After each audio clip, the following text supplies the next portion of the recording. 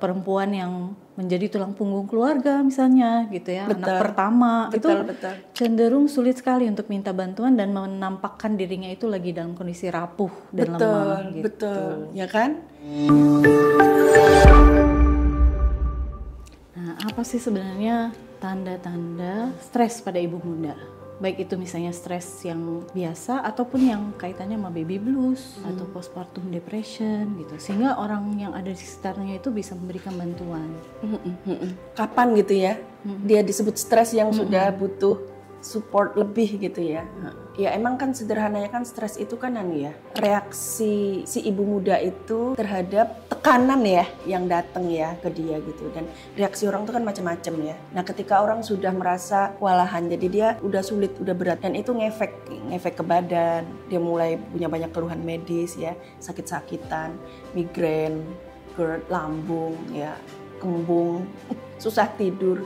Kemudian udah mulai kelihatan misalnya di pola makan nggak berselera atau pola tidur yang terganggu. Kemudian juga kelihatan selain keluhan fisik, mungkin secara mental dia kelihatan nggak mood ya, suasana hatinya buruk gitu ya. Kemudian mungkin nggak fokus, atau secara sosial dia kelihatan nggak interest. Kemudian secara sosial juga dia mulai nggak senang melakukan hal-hal yang dulu dia suka lakukan gitu ya. Hobi atau kesenangan yang dulu dia suka sekarang tuh nggak menarik gitu buat dia. Hal-hal kayak gini dalam tingkat tertentu, mulai dari ringan sampai berat banget, ya sebenarnya itu udah undangan buat kita mendekat gitu, buat kita kasih dukungan, buat kita ngasih komentar yang positif, yang membuat ibu muda ini nggak ragu untuk berbagi beban ya, berbagi cerita gitu. Karena kadang-kadang kan orang tuh nggak mau cerita karena khawatir dianggap lebay kan. Alah kayak gitu aja, semua ibu juga begitu, belalalala, dan akhirnya telat gitu loh. Ya kayak misalnya penyesuaian dia punya baby gitu. Kalau dia udah kewalahan banget sehingga dia merasa dia nggak pantas, nggak layak, merasa tidak berbakat menjadi ibu yang baik ya, risiko dia untuk depres kan tinggi. Nah kalau kesedihan ini berlarut, ya muncul postpartum depression. Ya, kalau postpartum depressionnya nggak teratasi, nggak tertanggapi dengan bagus gitu, lewat waktu 1, 2, 3 bulan, ya bisa berlanjut depresinya. Bukan hanya pasca melahirkan. Kalau udah kayak begitu tuh memeriksakan dirinya tuh kemana sih? Ke dokter umum biasa kah? Atau harus langsung ke psikolog atau psikiater gitu? Biasanya sih kalau orang tuh kadang-kadang memang lebih peka terhadap gejala fisik ya, sehingga biasanya mereka datang dulu ke dokter gitu kan. Sebenarnya nggak masalah juga, agar ibu muda itu tidak merasa di judgment ya. Jadi kalau dia memang ngerasa dia punya keluhan fisik dan dia pengen tanya dokter gitu, itu pun nggak apa-apa gitu loh. Dan biasanya dokter juga sudah cukup wise ya untuk melihat ini perlu di-refer ke siapa. Gitu kan. Tapi kalau ibu muda ini memang sejak awal udah mengeluhkan, kayaknya aku nggak baik-baik aja deh, support dia. Gimana? Bagus nggak kalau kamu konsultasi ke psikolog gitu. Jadi itu juga bentuk bantuan yang tadi berbasis perhatian. Garis merahnya adalah perhatian. Dukungan secara psikologis apa sih yang istri butuh dengarkan gitu dari suami? Mungkin istri perlu ya untuk membolehkan diri mereka meminta dukungan. Perlu nggak sih kita terus terang, Mas kayaknya kewalahan, Mas kayaknya kok jadi penting banget ya kehadiranmu itu, kok akhir-akhir ini. Aku tuh happy banget kalau bayangin bahwa aku akan barengan nih hari ini gitu. Kan untuk mengungkapkan kayak gini itu kan juga perlu izin dari yang punya kata-kata ya. Jadi kita sendiri itu enak gitu loh ngomongin itu, mengizinkan diri kita ngomong kayak gitu. Itu bentuk bantuan yang mungkin lebih mudah diterima laki-laki ya, karena jelas gitu kan. Iya kan? Laki-laki itu nggak bisa membaca pikiran gitu ya. Harus to the point gitu. Karena ada ibu muda yang dia sangat kewalahan, tapi dia nggak bisa ngomong kayak gitu. Dan ketika dia ditinggal suami, ya anaknya yang jadi korban. Apalagi ketika belum menikah, perempuan yang tipenya mandiri, semuanya biasa dia handle sendiri. Perempuan yang menjadi tulang punggung keluarga misalnya gitu ya, anak pertama, itu cenderung sulit sekali untuk minta bantuan dan menampakkan dirinya itu lagi dalam kondisi rapuh dan lemah gitu. Betul, ya kan? Jadi seakan-akan dia tuh mandiri, otonom gitu kan. Dan dia berharap orang lain yang paham gitu loh. Nah itu sih, jadi itu juga cara menolong. Perlu nggak sih ibu muda untuk lebih kasih izin lah ya buat diri mereka itu mengekspresikan apapun yang mereka butuhkan gitu.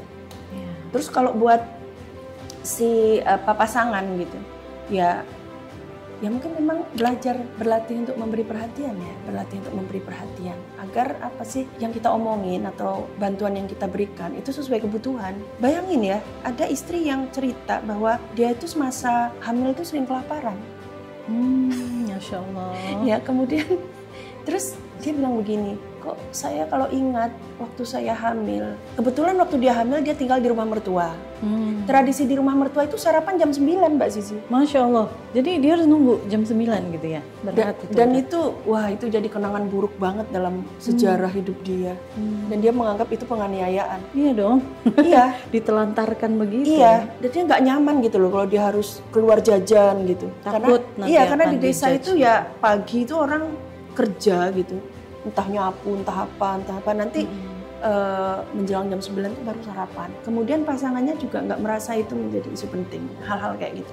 Laki-laki kan nggak pernah tahu lengkap kan apa yang dirasakan orang perempuan dengan posisi ibu muda gitu. Sehingga memang sempatkanlah untuk ngobrol, untuk ngasih perhatian lebih gitu.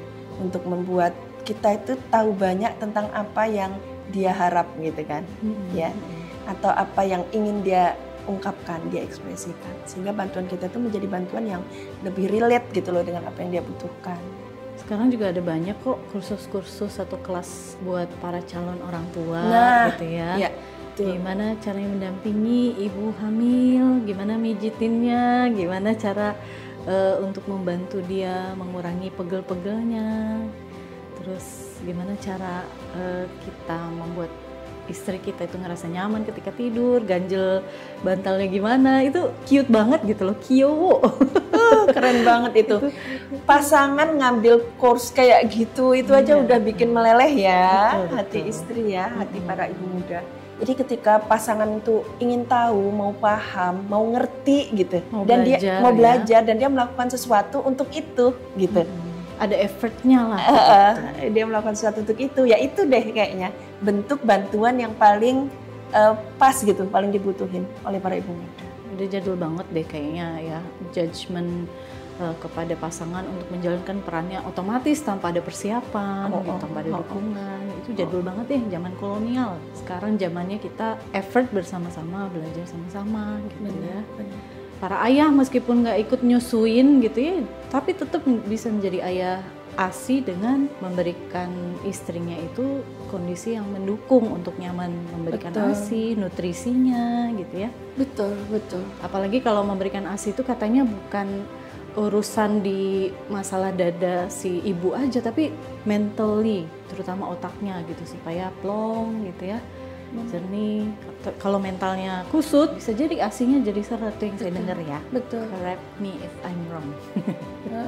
Betul banget. Nah, aktivitas terbanyak bayi itu kan menyusui ya. Makanya kan sampai ada yang bilang mengasihi, ya, memberi ASI itu mengasihi gitu kan. Jadi memang aktivitas terbanyaknya menyusui. Artinya menyusui itu nggak lagi bisa kita lihat sebagai aktivitas fisik biologis belaka. Ya, apalagi kan bagaimana penuh kasihnya Allah ya, membuat adegan menyusui atau mengasihi bayi itu kan kontak fisik dan posisinya itu di dada kiri kan. Ya, di menggendong bayi itu kan begini ya. Jadi dia tuh telinganya itu kulit dan tubuhnya, telinganya itu mengakses irama jantung ibu. Dan itu nggak bisa pasti dia rekam. Dan suara jantung atau ritme jantung ibu itu kan tergantung suasana hati. Pantasan ya anak-anak yang lagi disusuin kalau ibunya lagi gelisah atau sedih tuh dia jadinya rewel gitu ya. Iya, jadi ya memang bukan aktivitas fisik biologis belaka. Otak, jiwa, tubuh ya. Asihilah anak-anakmu dengan cara mengasihi ibunya. Dalam banget ya pembahasan kita.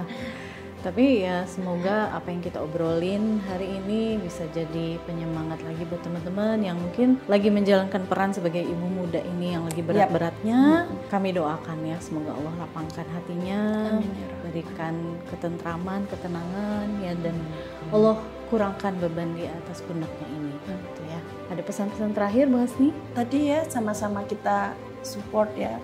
Bagi ibu muda penting untuk mendukung diri sendiri dengan cara jangan ragu untuk meminta dukungan, ya meminta bantuan. Ya.